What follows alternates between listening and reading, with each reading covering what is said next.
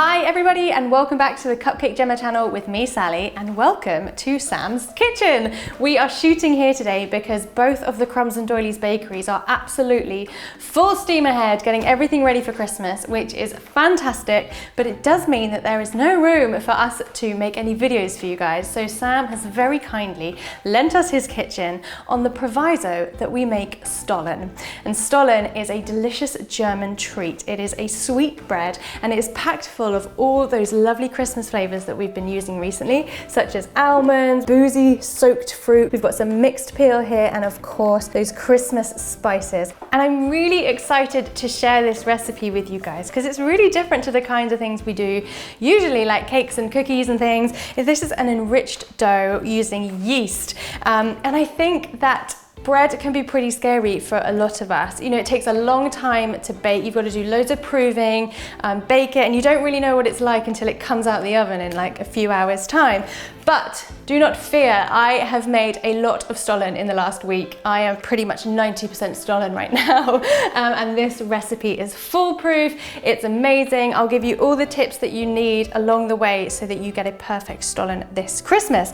Now, the first thing we're going to do is activate our yeast, and we're going to do that in some warm milk. So this milk here is heated to 48 degrees C, and I'm going to sprinkle my yeast on top of that. So that's one full packet of yeast, which is 7 grams to 150 mils of milk. And then I'm also just going to sprinkle on about a teaspoon, maybe 2 actually, of sugar just going on top there. We'll give it a little stir. And then I'm going to put it somewhere warm for about 10 to 15 minutes until the yeast has all frothed up, and I'll show you what that looks like. I'm actually just going to put it in the oven behind me, which I put on the lowest temperature and then I turned it off. So it's not actually hot in there, it's just a little bit warm, and it'll only take about 10 to 15 minutes. So in the meantime, we can get the rest of our ingredients into our mixer. So I am using a mixer for this because we've got to knead it for a really, really long time. So if you've got a mixer, I do highly recommend using one. So through a sieve, I'm going to put 415 grams of plain flour. So you don't need bread flour for this, just regular all-purpose flour. So put that through the sieve just to make sure there's no lumps in there. And then into that, we're going to add 100 grams of caster sugar or granulated sugar, along with some soft butter. So we've got 150 grams of soft butter here, and butter is really important in this because this is an enriched dough, remember, so loads of richness coming from this. And this is unsalted as usual. I always prefer to bake and cook with unsalted butter. And then we've got 2 egg yolks here as well, again for the richness, so they're both going in along with our spices. So ready for this? We have got a rounded half teaspoon of cinnamon. I've got a half teaspoon of mace, but if you can't find mace, nutmeg is fine. I've got a half teaspoon of ground cardamom. I've got a full teaspoon of salt, and they're all going to go into our mix, along with a little bit of nutmeg.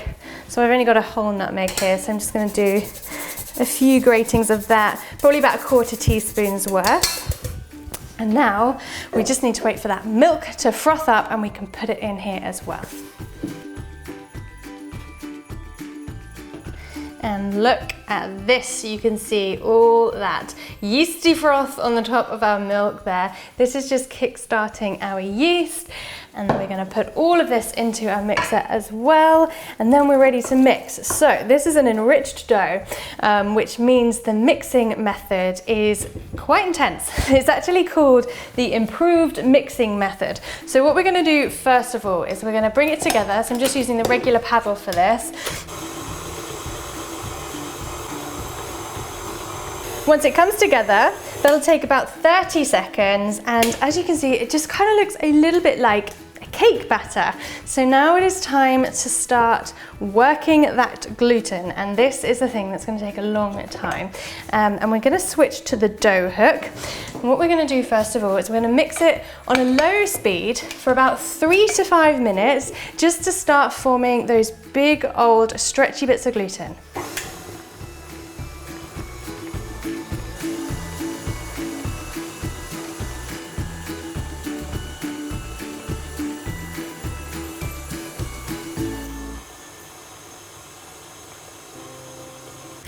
So after about 5 minutes, it's not changed massively, but it is a little bit more dough-like, a bit kind of stretchier, but it hasn't come into a ball. So now it is time to crank up the speed, and we are gonna just leave this kneading for, it might take 10 minutes, it might take a little bit longer, but it's gonna all come into a nice doughy ball.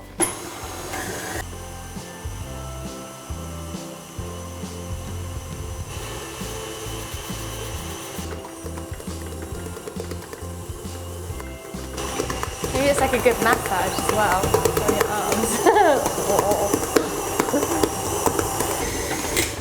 This has been going for at least 10 minutes now. It came into a ball, but we kept it going because what you want to be able to do with this is, as you can see, it has come as one big dough, but you want to be able to stretch it out like this. Really thin, look at that, like you can almost see through it. And that is how we know it is done. So now it is time for the first proof. So in total, we're gonna do 2 proofs of this bread. So this little bowl here, I very lightly greased with oil, and we're gonna pop it in, voila.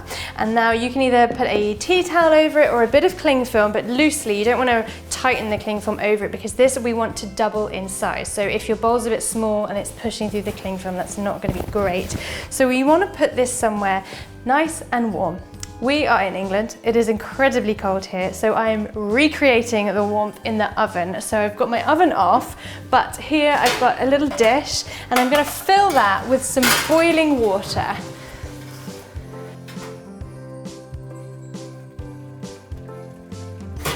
So that is sitting at the bottom of the oven, and then we're going to put our dough on the shelf above it, and all the steam in there is going to create some moisture as well, which is going to be really good for the dough. And we're going to leave it in there for 1 hour until it has doubled in size. So it might take a little bit longer than an hour, it might take a bit less, so keep checking it. It doesn't matter, you can keep opening the oven, it's not like we're baking anything in there. So in the meantime, we're going to get on with making some marzipan, because Stollen has a little tube of marzipan going through it. And I mean, feel free to leave this part out if you don't like marzipan, but I don't really like marzipan, but this marzipan I adore. So please do stick with me. So we're gonna crack 1 egg into a bowl here, and into it we're gonna add 90 grams of icing sugar and caster sugar and stir those together with a whisk.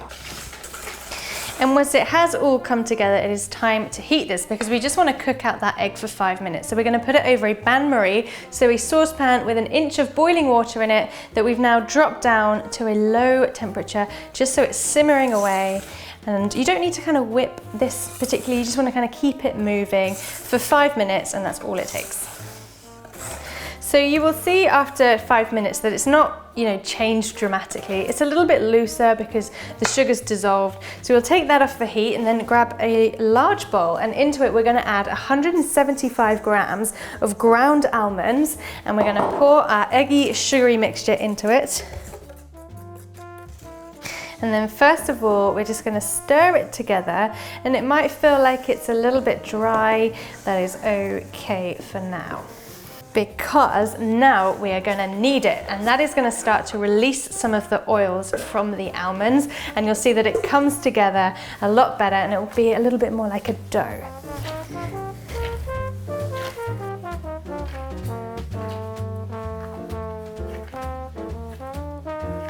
So once it has all come together, we're going to roll it out into a sausage, because this is what it's going to be like in the Stollen. We're just going to put this big old sausage into our bread, but I'm actually going to make 2 smaller Stollens. If you want to make 1 large one, that is totally fine, and if you just want to make the half quantity, so you can make 1 slightly smaller one, I'll put the quantities in the description box below. But I just find that working with a smaller amount of dough can be quite tricky.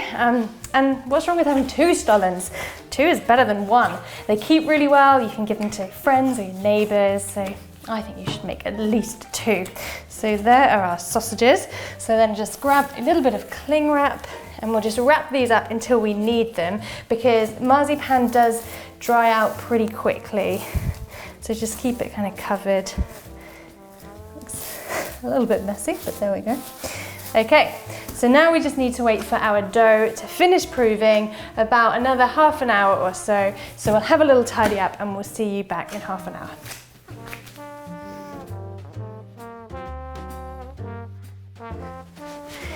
Do you want to have a little look at my dough? Ah, look, it's beautiful. It's so jiggly and puffy. It's about twice the size as it was when we put it in there. And a full confession, this was more like a 2-hour proof than a 1-hour proof, which is completely fine. It doesn't matter. Sometimes it can take longer. If it's colder where you are, it will eventually prove. It's just going to take longer. And also because this is an enriched dough, it's got a very tight, dense gluten structure, which is what we created when we were beating it for all that kind of length of time.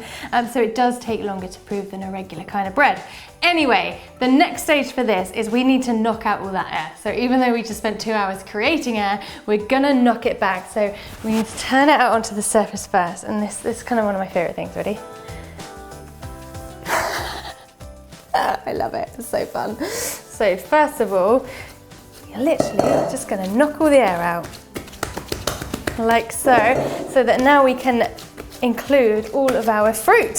So like I said, I've got in here 200 grams of, I've got a mixture of currants, raisins and sultanas, but you can just go with raisins or just sultanas, whatever you want. And I've had these soaking in some brandy overnight. Now traditionally, well, in all the recipes I actually read about Stollen, they're actually soaked in rum, but I made one with rum and then I made one with brandy because at the bakery had all this brandy fruit and I think the one with the brandy was actually nicer. So I'm going with that, but by all means do it with rum if you prefer. So 200 grams of that along with 100 grams of mixed peel. So this is a mixture of lemon and orange. You can normally get these at the store, but you can actually make your own. It's pretty easy, it just takes a bit of time. And then I've got 50 grams of blanched almonds, which I've chopped up pretty small, about the same size as the currants. And now we just need to kind of combine all of this together. So we're just gonna fold it all up like a little parcel, and now we're gonna knead it through.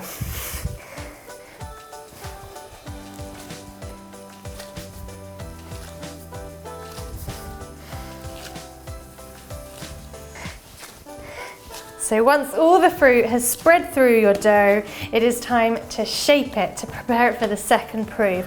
Now, like I said, I'm gonna make 2 slightly smaller Stollens.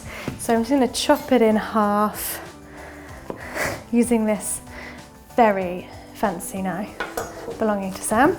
And I'm actually gonna dust with a little bit of flour just so that it doesn't stick to the surface. So a bit of flour down there. And you can do this with a rolling pin, but to be honest, I kind of just think it's easier to just do it by hand. And we're just pushing it out into a little bit of an oval shape.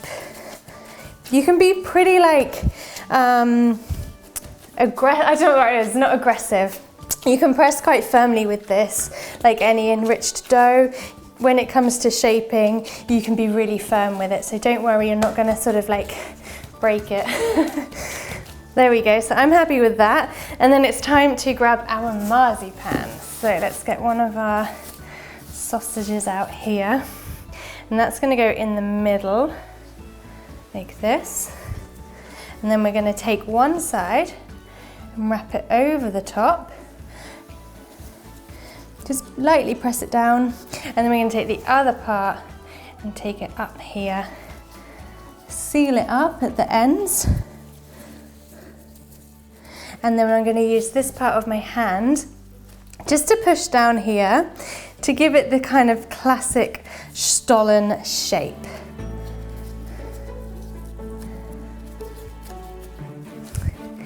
And that is it. So we'll do the other one. So this one can go onto a baking tray with a little bit of greaseproof on it there. And we'll just get the second one done as well.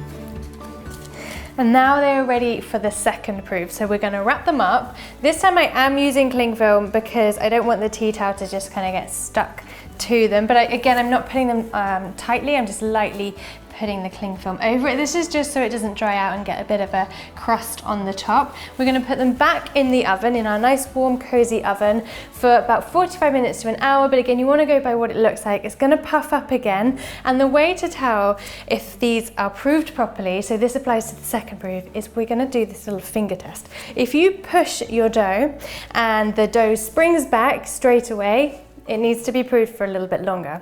If you put your finger in and it just completely collapses, you'll be able to see if it's overproofed.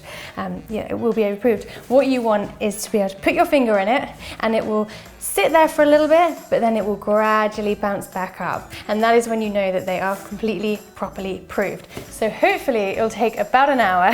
So we'll see you back then.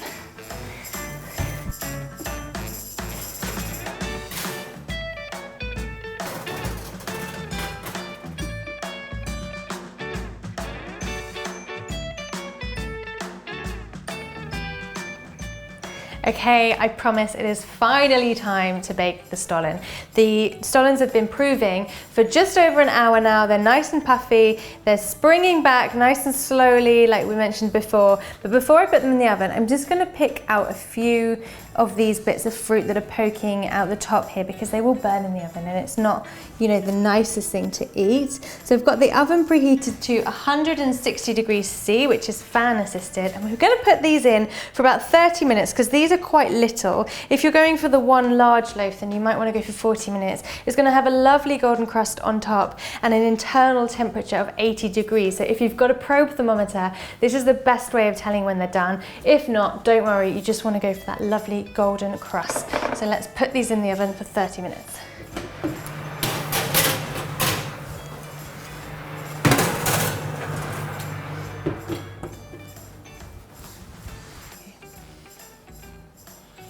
Okay, so my Stollen were in the oven for 30 minutes and they've got this lovely golden crust on the outside.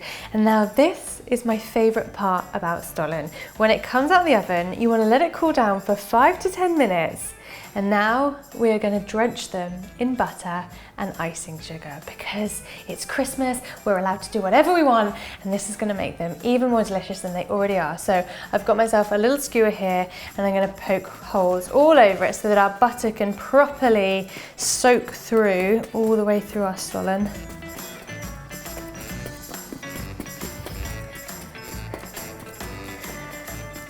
And now I've got my butter here. And for this, it is quite important for it to be unsalted butter. Like, I don't think you really want to put salted butter all over this. So do try and get some unsalted. And then I'm just going to paint it on liberally all over the Stollen.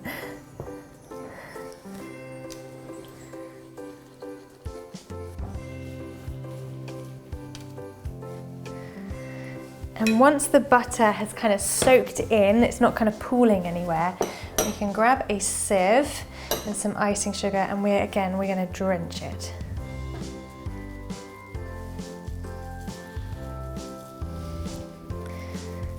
And other than making a delicious crust to this cake, the icing sugar and butter are going to help keep it kind of moist and also fresh, because like I said, these keep really well and you can keep them for like 2 weeks because they kind of mature even more. Like, I'd actually recommend, like, we'll cut into this in a little while when it's cooled down a bit further, but when you cut into it tomorrow or a couple of days later, it actually improves like quite a lot. Like, the flavors all mature, the crumb gets lovely and kind of tight and dense, and it's really, really good to leave it, but I know that you want to see inside it. So now we're going to leave this to cool down for another kind of 15-20 minutes, and then we'll come back, we'll cut into it, we'll give it a taste, and hopefully you'll love it just as much as I do.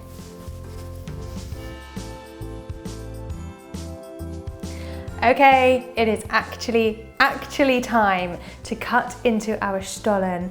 Like 5 hours later. I mean, it's pitch black outside here at the moment. You can probably tell that the lighting is completely different, but whatever. We have a beautiful looking Stollen here, so let's take a look inside.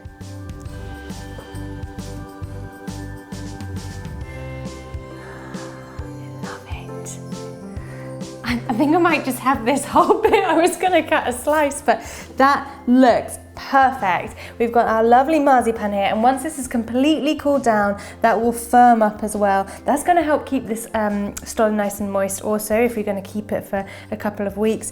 The dough looks lovely, but like I said, tomorrow it's probably going to look completely different because it is a little bit warm still. But it's actually quite nice to eat this one, so I'm going to break off a little bit here.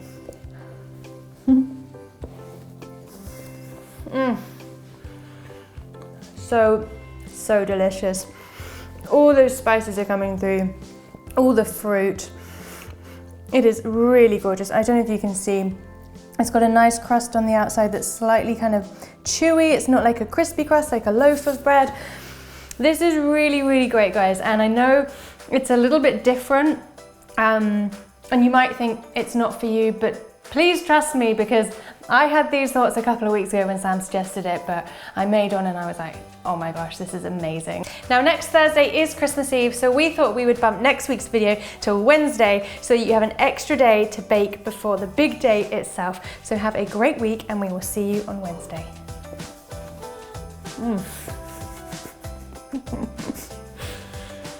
So that was Stollen.